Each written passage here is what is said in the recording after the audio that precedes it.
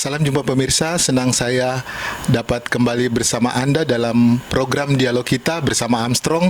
Selama sekitar 1 jam mendatang, saya Ari Armstrong akan memandu Anda dalam program kita kali ini dengan topik Ombudsman dan kontribusinya bagi Papua Barat.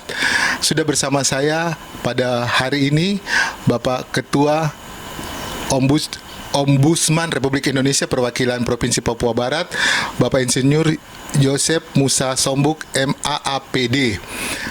Bapak, terima kasih banyak sudah bersama dengan kita Bapak pada hari ini Bapak.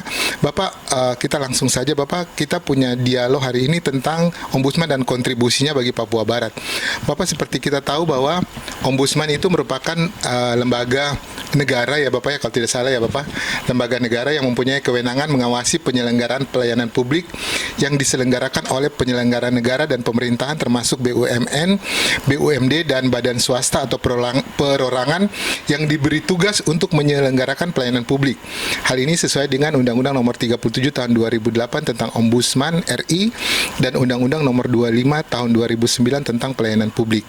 Bapak, terkait dengan hal ini, sejauh ini selama 10 tahun sejak berdiri tahun 2013 lalu, Ombudsman Perwakilan Papua Barat, apa saja yang sudah dilakukan Bapak? Mungkin Bapak bisa jelaskan. Baik, terima kasih sudah memberikan kesempatan bagi Ombudsman Perwakilan Papua Barat untuk berdiskusi lah dalam sebuah dialog seperti ini. Seperti diketahui bahwa Ombudsman Republik Indonesia adalah lembaga negara yang diberikan kewajiban dan kewenangan untuk melakukan pengawasan terhadap penyelenggaraan pelayanan publik. Seperti kita ketahui, pelayanan publik adalah amanat konstitusi, seperti yang termaktub pada alinea keempat Undang-Undang Dasar 1945. Semua perintah yang 4 itu bicara soal pelayanan publik, dan itu kemudian di breakdown menjadi tiga bentuk pelayanan publik yang termuat dalam Undang-Undang 25 tahun 2009 tentang pelayanan publik, yaitu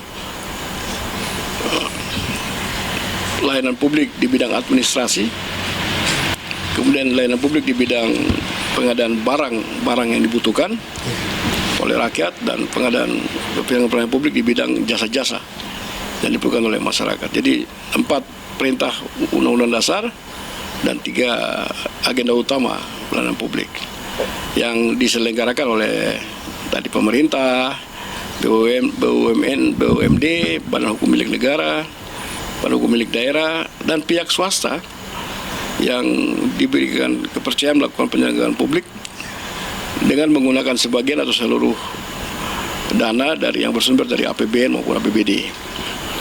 Jadi karena begitu luasnya penyelenggaraan pelayanan publik itu, dan memang negara ini sejak merdeka sampai lahirnya undang pelayanan publik itu masih melakukan pelayanan publik secara sporadik. Jadi masih banyak sekali persoalan mengenai budaya pelayanan publik itu sendiri. Jadi ada potensi dalam pelayanan publik itu apa yang kita sebut dengan maladministrasi, yaitu suatu bentuk perbuatan melawan hukum yang dilakukan oleh penyelenggara pelayanan publik dalam bentuk seperti penundaan berlarut, suka menunda-nunda, padahal bisa dikerjakan secara cepat. Lalu ada pelanggaran prosedur, ini sering dilakukan. Lalu penyalahgunaan kewenangan, lalu ada diskriminasi, ada juga berpihak, ada juga pemberian uang, ada juga tidak memberikan pelayanan sama sekali, dan ada yang disebut dengan tidak patut. Ini semua membuat sampai tugas negara dalam menjalankan pelayanan publik melalui lembaga-lembaga penyelenggaraan pelayanan publik tidak berlangsung dengan baik, dan itu perlu diawasi. Nah, Ombudsman Republik Indonesia dalam sejarah pendiriannya bertanggung jawab untuk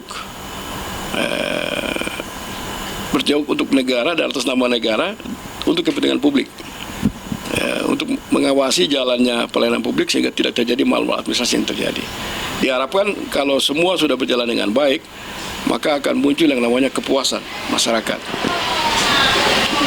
Karena masyarakat puas, di satu sisi lain negara sudah menjalankan kewajibannya dengan baik. Jadi Ombudsman berdiri dengan perintah negara untuk kepentingan publik. Jadi kami sudah hadir di Papua Barat sejak 2013, memang 13 tahun sejak Ombudsman resmi berdiri tahun 2000. Tapi itu tidak menghalangi kami untuk, walaupun startnya lebih lambat, sejak 2013 itu dengan keterbatasan yang kami alami baik dari sisi sarana prasarana, dari sisi sumber daya manusia, dari sisi dana pendukung, juga tantangan-tantangan yang kami hadapi seperti luas wilayah, ketersebaran penduduk, lalu dinamika-dinamika yang terjadi, dinamika pemerintahan, tiba-tiba muncul daerah otonomi baru, lalu ada otonomi khusus Papua. Itu membuat Ombudsman Papua Barat dan juga Papua yang berada itu lebih unik kita kerja. Kita memiliki tantangan yang luar biasa besar dengan dinamika yang tinggi termasuk konflik. Jadi Ombudsman juga akan tanpa terhindarkan masuk ke wilayah bagaimana melakukan apa disebut dengan resolusi konflik itu. Dengan pelayanan publik yang baik, maka masyarakat akan merasa senang dan dipastikan konflik itu akan berkurang. Seperti begitu. Jadi kita juga ada di wilayah itu. Di wilayah lain kita sudah punya dinamika pemerintahan. Di Indonesia lain berhenti DOB-nya, di Papua malah muncul beberapa provinsi baru dan sebagainya. Itu tantangan tersendiri. Jadi secara umum sudah bekerja dan Ombudsman bekerja berdasarkan dua tugas utama. Satu, melakukan pengawasan, dan yang kedua melakukan pencegahan terhadap penyelenggaraan pelayanan publik yang cenderung terjadinya maladministrasi. Jadi seperti itu kira-kira gambaran kami di Papua Barat seperti itu. Jadi tetap kami dalam posisi menjalankan kewajiban sesuai perintah undang-undang, tapi juga ikut dalam mencermati dinamika-dinamika yang terjadi di lapangan. Bapak, sejauh ini sudah ada berapa aduan dan sudah berapa penyelesaian yang dilakukan oleh Ombudsman Papua Barat, Bapak? Dan aduan-aduan itu kebanyakan terkait tentang apa kalau boleh tahu? Saya kurang betul hafal datanya tapi sejak saya memimpin sejak tahun 2019 itu aduan kita sudah rata-rata setahun itu mendekati angka di atas 100. Tahun lalu kami punya 240 laporan, sekian konsultasi Lalu kemudian tahun ini sudah baru triwulan ketiga kami sudah punya sekitar 140 laporan. 140. Substansi yang paling banyak dilaporkan adalah pertama soal kepegawaian, paling banyak ini. Yang kedua persoalan yang terkait dengan kepolisian, dan yang ketiga terkait dengan pertanahan. 3 besar, dan secara nasional 3 itu sudah yang muncul, dan kita di daerah juga 3 itu yang paling utama. Bapak, terkait dengan tadi Bapak sampaikan budaya pelayanan publik. Nah, kita punya budaya pelayanan publik kita di Papua Barat. Ombudsman melihatnya seperti apa, Pak? Ya, kita hidup dalam sebuah budaya feodal dulu di mana pelayan publik itu merasa diri sebagai tuan. Dan itu masih berlaku sampai sekarang? Jadi karena budaya. Nah, paradigma itu adalah kami pejabat pemerintah adalah tuan, rakyat adalah hamba gitu.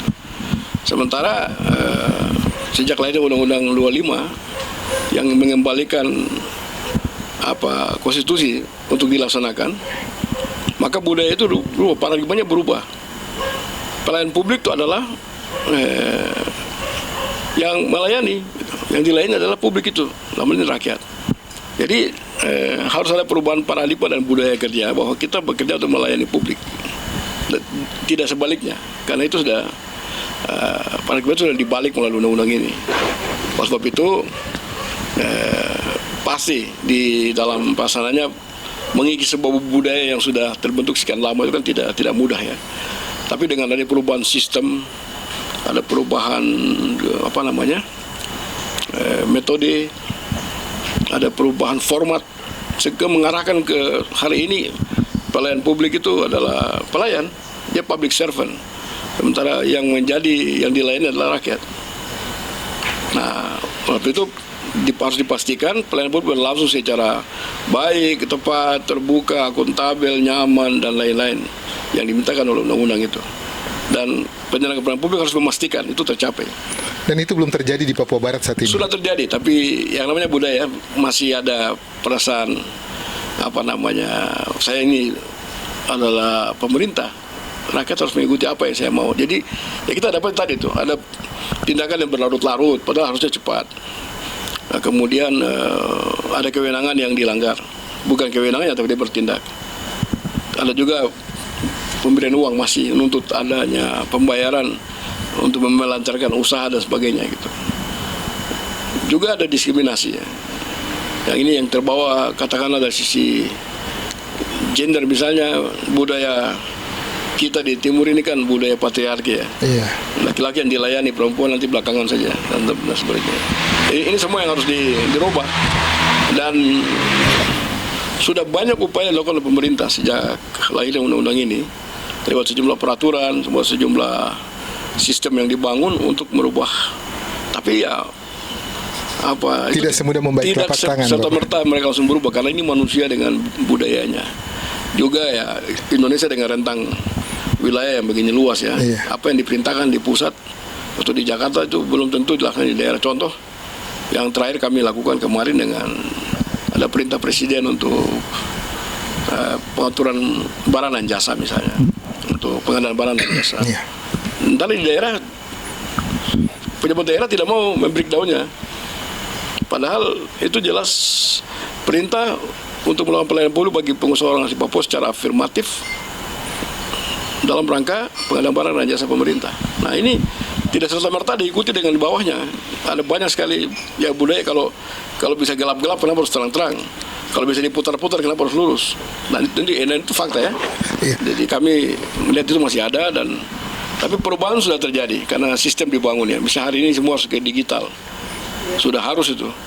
Nah, KPK misalnya mensyaratkan digitalisasi sebagai sebuah alat ukur apakah mereka sudah mengantisipasi atau mereka dalam gerakan anti korupsi atau tidak. Ternyata ya kita lihat di beberapa daerah masih manual.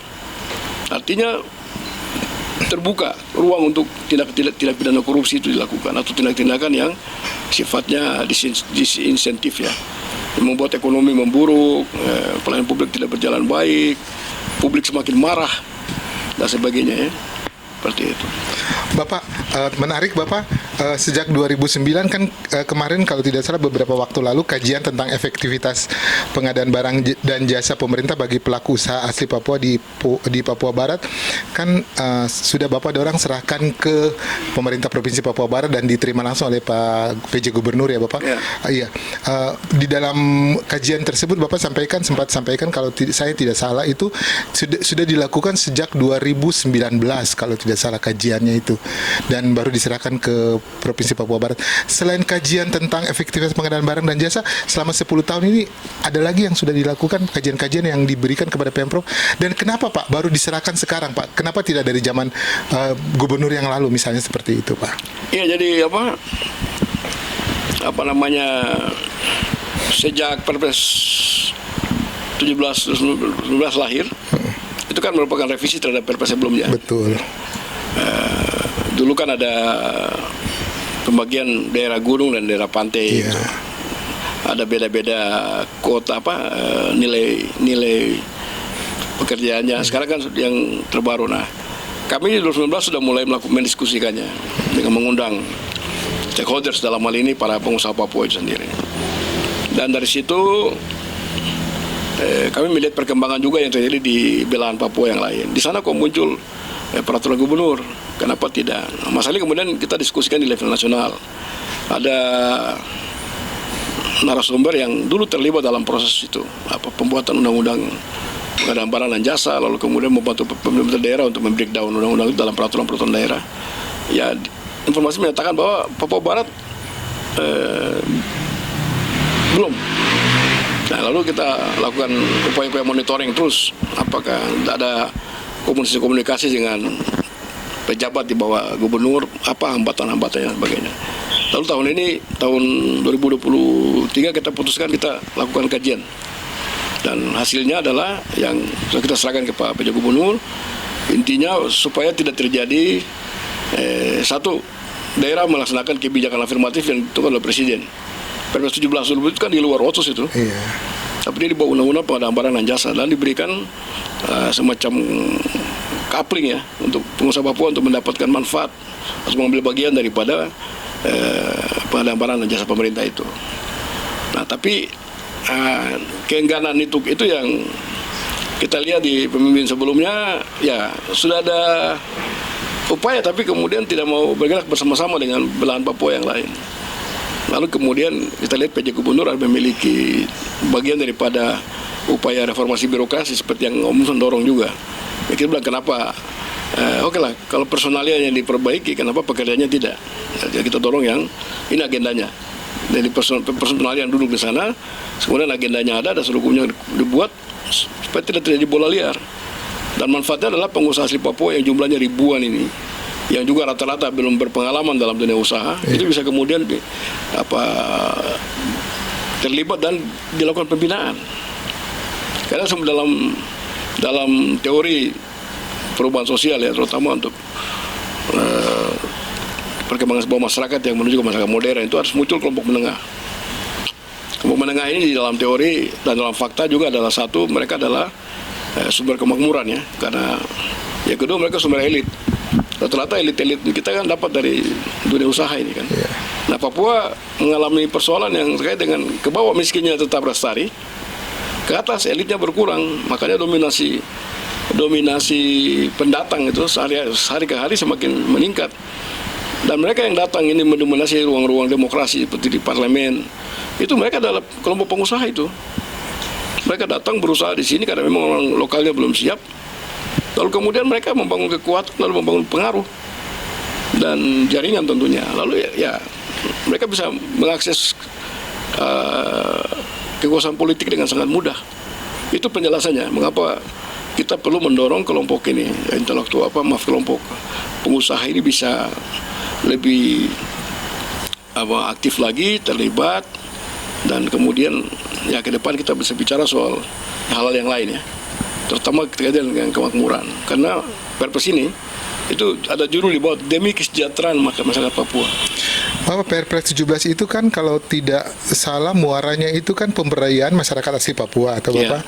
Kemudian itu turunannya kan harus ada Pergub ya Bapak ya? Iya, harus seperti itu. Nah, Pergub ini yang menjadi masalah Bapak. Apakah Pergub itu sebegitu lamanya bisa sampai ditunda-tunda dan lain-lainnya, sehingga kan implementasinya ke bawah itu kan masih Jadi satu faktor yang menentukan keberhasilan suatu daerah sekarang ini adalah komitmen kepala daerahnya.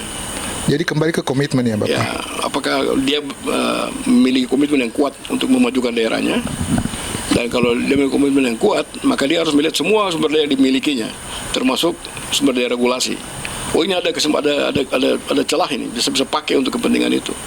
Nah, barang di meja, tapi kemudian kenapa tidak disentuh? Itu pertanyaan besarnya. Berarti kembali kepada komitmen, kemauan dan komitmen politik itu. Nah, ini yang kita dorong ya, ini tahun politik ya.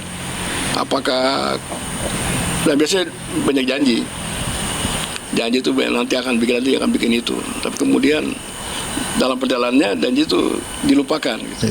Nah, saya kira mensejahterakan rakyat Papua itu adalah janji semua orang yang akan menjadi pemimpin ya.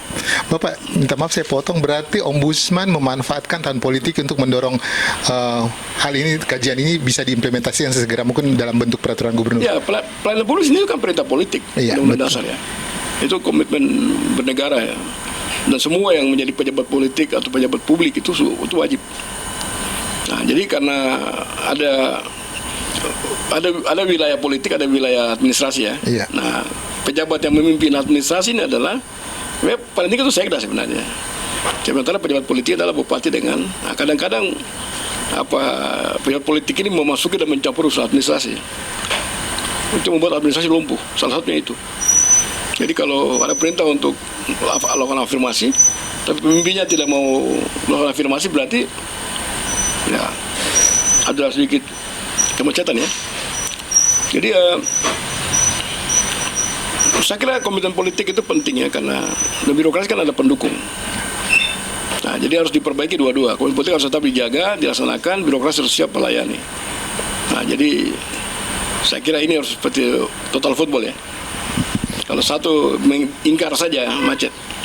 Bapak, untuk provinsi dan kabupaten kota, kabupaten, kita belum punya kota.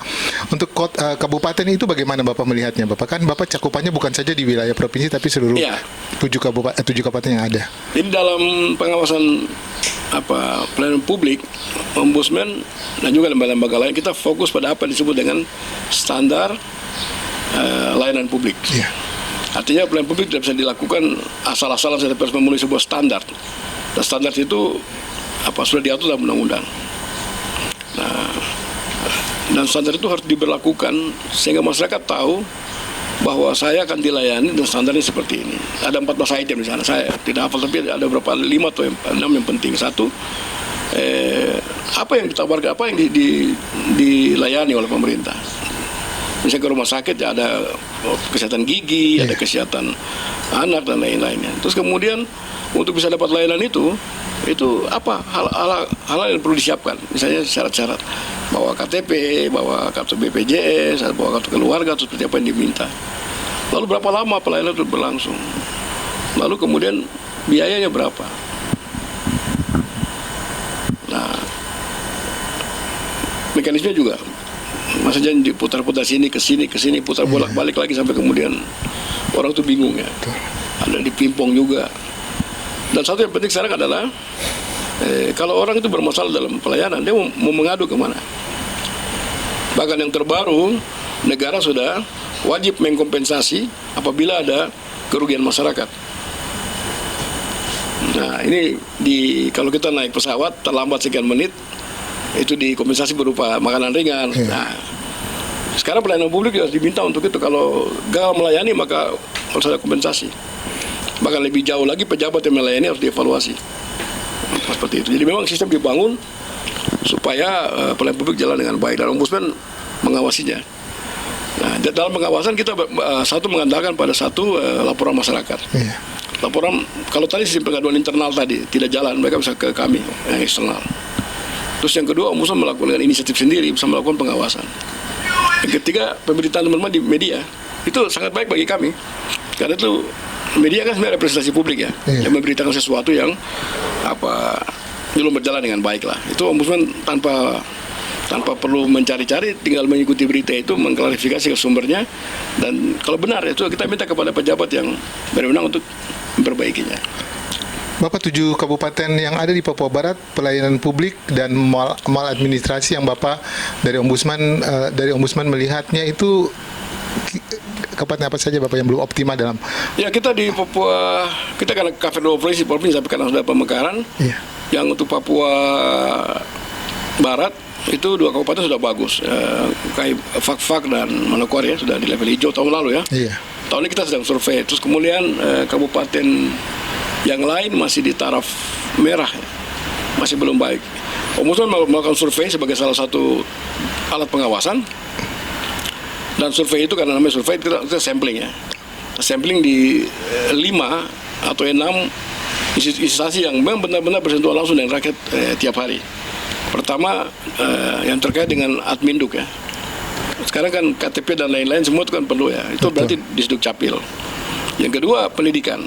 Yang ketiga, kesehatan, termasuk sampai di front line-nya, sampai di puskesmas. Lalu dinas sosial, karena hari ini setelah COVID itu banyak sekali keluarga yang terdampak, lalu kemudian perlu mendapat bantuan dari negara. Dan dalam ini dinas sosial yang menjalankannya untuk menyalurkan bantuan-bantuan bagi kelompok miskin dan kelompok yang terdampak sejumlah persoalan termasuk bencana alam. Lalu yang terkait dengan perekonomian, kita fokus ke dinas PTSP ya. Jadi dari 5 ini saja, kalau kita melihat sudah bagus, ya itu ya namanya sampel ya. Iya. Sebagai proksi bahwa sebagai penduga bahwa yang lain juga ikut bagus, juga sebagai referensi.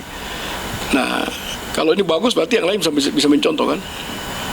Nah, tapi dari pengalaman kami mensurvei ini, ya selain banyak persoalan lain seperti ketersediaan sarana prasarana, SDM, kemudian uang dan lain-lain, juga faktor yang paling penting adalah kemauan dan komitmen dari kepala daerah. Kalau dia memang bertekad melayani masyarakatnya, dia perbaiki 5 titik itu aja. Itu akan kelihatan. Jadi secara tidak langsung komitmen atau kemauan dari kepala daerah itu belum optimal ya Pak? Ya, ada beberapa kepala daerah yang misalnya ingin menerapkan pendidikan gratis ya, jalan.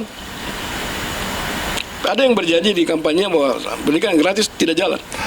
Nah ini ada banyak faktor sih, tidak kita bilang hanya faktor itu, tapi kalau memang niat itu ada dan kemudian bekerja, pasti jalan. Karena biaya pendidikan itu ya selain sudah diberikan kuota cukup besar di alam APBN dan otsus, juga persoalan yang terkait juga dengan hal lain, kondisi sosial ekonomi masyarakat juga dan sebagainya. Jadi memang kalau pimpinannya komit dan di bawahnya bergerak, paling tidak standar itu terpenuhi. Bapak, terkait dengan pendidikan, oke, kita bicara soal pendidikan. Pendidikan dan kesehatan merupakan 2 hal yang sangat penting yang merupakan prioritas utama dalam otsus ya Bapak ya, dan juga pelayanan pengawasan pelayanan publik. Bapak, kita setiap tahun di Provinsi Papua Barat, tidak usah jauh-jauh Bapak, di Manokwari saja ada beberapa perguruan tinggi termasuk Unipa negeri dan beberapa perguruan tinggi swasta. Setiap tahun itu rata-rata kalau 1 kali saja mewisuda mahasiswanya, berarti ada ribuan orang Bapak yang lulus dan sarjana S1. Namun dalam kenyataannya tidak diimbangi dengan ketersediaan lapangan kerja. Ini bagaimana Bapak? Mal administrasi atau pelayanan publik yang belum optimal dari pemerintah daerah atau bagaimana Bapak? Ya, sementara pemerintah, contoh Bapak, sementara pemerintah provinsi sendiri masih berkutat dan sibuk dengan yang namanya pegawai P3K dan pegawai honorer lainnya. Bagaimana mau menerima yang baru seperti itu Pak? Ya ini kita bicara pasar tenaga kerja ya. Iya. Jadi ada penyedia dan ada penyedia supply-nya, ada juga yang menyediakan demand-nya. Memang tidak belum klop ya. Tiap tahun kita memuntahkan lulusan ya. Iya. Tapi lapangan kerja sempit karena memang tidak ribuan loh Pak tiap tahun itu Pak.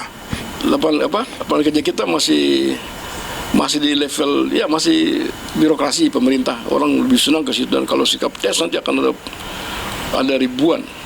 Nah, sebenarnya intinya ada tuh di pasar kerja secara ekonomi sebenarnya. Katakanlah harus muncul investasi. Investasi itu kan menyediakan lapangan kerja dan pasif. Nah, sekarang bagaimana membuat daerah ini kondusif untuk investasi? Di satu sisi, di sisi lain juga bagaimana membuat orang-orang setempat itu kemudian menyiapkan dirinya untuk juga ikut menciptakan lapangan kerja. Ya, kita bicara soal misalnya pengusaha kecil, UMKM dan lain-lainnya. Karena di tempat lain yang kita lihat maju, selain investasi yang skala besar ini, juga ada ini kecil-kecil tapi banyak. Nah, jadi kita bicara soal wirausaha di sini. Jadi memang ini kita bicara pasar kerja, kita bicara soal kebijakan yang mengatur tentang terutama lapangan kerja ini. Dan isu politik di mana-mana adalah selalu bicara soal rasio ketergantungan itu. Berapa orang produktif yang kemudian menanggung orang yang tidak produktif. Yeah. Nah, kalau kita di Indonesia, saya tidak tahu angkanya persis, tapi jelas masih banyak sekali lulusan sekolah yang menganggur. Nah, kita akan menuju kepada sektor industri. Sementara sektor lain yang sebenarnya menampung kerja cukup banyak itu pertanian. Banyak juga sudah ditinggalkan. Nah, jadi bertani itu seperti sesuatu yang kalau sudah sekolah perguruan tinggi itu ada itu masa lalu. Padahal sektor ini serapan kerjanya cukup banyak. Dan hari ini kita lihat banyak kelangkaan produk bahan pangan. Itu menunjukkan bahwa sektor pertanian harus dikembangkan. Nah, kenapa Jadi ada semacam tenaga kerja yang banyak-banyak ini tidak menyebar ke sektor yang sebenarnya potensial. Nah, dalam konteks pelayanan publik, investasi itu orang akan datang kalau daerah itu kondusif. Dan kondusif dalam arti ada semacam bahwa dia akan nyaman kalau berinvestasi sana, karena ada kepastian, jaminan lah begitu ya, Bapak. ada kepastian dalam regulasi, Iya. masyarakatnya sehat, terdidik baik, kemudian skillnya oke. Makanya Ombudsman dalam beberapa saat ini menyinggung soal sejumlah BLK ya yang Iya. mandek pembangunannya. Padahal kita berada di angka pengangguran yang tinggi, pengangguran terbuka lagi. Nah, lalu angka-angka kriminalitas yang muncul akibat itu. Nah, lalu ada muncul stunting. Stunting kan sebenarnya fenomena ekonomi ya, mana kemampuan memilih pangan yang sehat itu hilang ya, atau berkurang karena memang tidak ada pendapatan. Jadi itu mengkait. Nah, di sini dibutuhkan strategi yang jitu dalam membangun suatu daerah. Seperti itu. Jadi kompleksitas persoalan kaitan dengan tenaga kerja juga itu soal, karena contoh hari ini banyak yang apalagi mengurus SCKCK, mengurus kartu kuning, itu mereka Ribuan, Pak. ribuan, dan kemampuan yang memberikan dokumen yang diperlukan itu juga terbatas sekali. Betul. Kayak monitor di Polres, monitor di Snaker, Di Sdukcapil sampai gitu, Bapak. mereka sampai betul-betul kewalahan. Bapak, berarti secara tidak langsung kajian tentang efektivitas pengadaan barang dan jasa yang kemarin diberikan oleh Ombudsman kepada pemerintah provinsi ini merupakan salah satu solusi ya, Pak, untuk penciptaan lapangan kerja. Karena kalau orang pengusaha asli Papua diberdayakan secara tidak langsung, mereka akan menyerap orang-orang di sekitarnya, begitu ya, Pak? Itu salah satu poinnya. Ya, kita tahu otonomi khusus sendiri kan afirmasi yang diberikan supaya orang Papua merasa dia dalam negara ini. Iya. Itu salah satu secara politis ya. Tapi secara ekonomis, kalau mereka bergerak itu kan berarti ada pergerakan ya, dan banyak orang bisa ikut. Paling sedikit orang yang bersangkutan plus anaknya misalnya, keluarganya. Nah, seperti itu. Yang kita lihat dari kajian kami sebenarnya itu lebih luas, tapi kita mulai dulu yang kecil. Kalau itu bisa jalan, ini kan baru regulasinya dibuat, perlu implementasinya, perlu dimonitor lagi. Betul. Nah, terus kita tahu ini satu faktor juga yang sekarang menggantung adalah banyaknya pejabat yang kewenangannya tidak penuh, banyaknya PJ ini, sehingga mau bergerak tidak lincah. Dan itu saya kira diakui oleh Pak PJ Gubernur kita ya. Dia harus memerlukan lagi konsultasi ke Jakarta dan sebagainya. Demikian pejabat di bawahnya juga banyak PJ juga, jadi semua pakai tunggu. Dan kalau kita mau bicara fakta ya atau dampaknya, ya lihat kemarin serapan dana kita cukup rendah ya, cuma 37% ya, Papua Barat. Bahkan beberapa sektor penting malah di bawah itu. Nah, itu menunjukkan bahwa memang birokrasi kita belum bisa bergerak lincah ya, karena ada banyak kewenangan yang terbatas. Di Papua Barat Daya juga sama, sana juga lebih parah lagi, karena dia bergerak tanpa pengawasan. Di DPR tidak punya, peraturan daerah tidak punya, pokoknya tapi mau harus bergerak. Ini serba salah. Tapi di dinamika administrasi pemerintahan ini itu juga salah satu faktor juga menyebabkan pergerakan tidak cepat. Tapi kita berharap setelah pemilu selesai, DPR terbentuk, pemimpin baru juga terbentuk, mungkin bisa lebih cepat. Hanya untuk konteks Papua sudah terlalu lama kita tunggu yang begitu-begitu kan. 20 tahun notus pertama itu ya tidak kemana-mana kita. Setelah kita potret lagi setelah 20 tahun ya faktanya sama-sama dan sebangun dengan tahun 2000 ketika gejolak politik di Papua ini berlangsung. Saya bicara karena saya ikut persis di semua prosesnya, saya tahu. Ada yang bergerak tapi tidak sebesar yang kita bayangkan dulu. Nah, sekarang kita mau restart lagi. Ada sektor yang perlu kita dorong. Nah, sekarang saya dalam posisi di Ombudsman, ya kewajiban saya untuk mendorong supaya pelayanan publik paling tidak di 5 titik tadi itu bisa bergerak. Yang ini kita bisa lihat Dukcapil sudah semakin baik, walaupun banyak sekali masyarakat yang belum sadar bahwa mereka harus bikin KTP. Tapi hari ini KTP itu standar di Kongo kemanapun itu diminta. Jadi sistem dibuat sampai mau tidak mau, suka tidak suka harus dilaksanakan. Nah, bahkan yang sekarang saya lihat justru pemerintah yang kecepatannya terlambat. Ada beberapa kabupaten yang malah banyak sekali penduduk yang belum punya KTP. Padahal mereka mau urus gitu. Misalnya saya monitor ke Tambrau, banyak sekali di daerah yang paling ujung sebelah sini belum punya KTP. Karena mereka harus mengurusnya, mereka harus pergi berpuluh-puluh kilometer ke sana dengan biaya yang menyentuh puluhan juta untuk mencatat kendaraan. Di sana kalau petugasnya ada, Pegaf sebagai contoh, hari ini harus buka satgas di pegunungan Harapan untuk Iya. mendata penduduk kembali. Pertanyaan kita adalah selama ini penduduk data dengan cara apa? Iya. Ya, begitu ya. Tapi dengan adanya perubahan regulasi dan kemudian pemerintah di pusat lalu di daerah juga, kita melihat harus ada semacam gerakan yang lebih lincah ya, yang lebih gesit dari para pelayan publik di daerah. Oke, Bapak, kita akan lanjut Bapak dengan kita akan membahas spesifik tentang pelayanan publik pemerintah Provinsi Papua Barat. Tapi kita jeda waktu Bapak, setelah itu kita lanjut lagi. Ya, pemirsa, kita jeda waktu sebentar, kita akan lanjut kembali dengan pembahasan pada segmen kedua khusus mengenai pelayanan publik dan dinamikanya di Provinsi Papua Barat. Tetaplah bersama kami.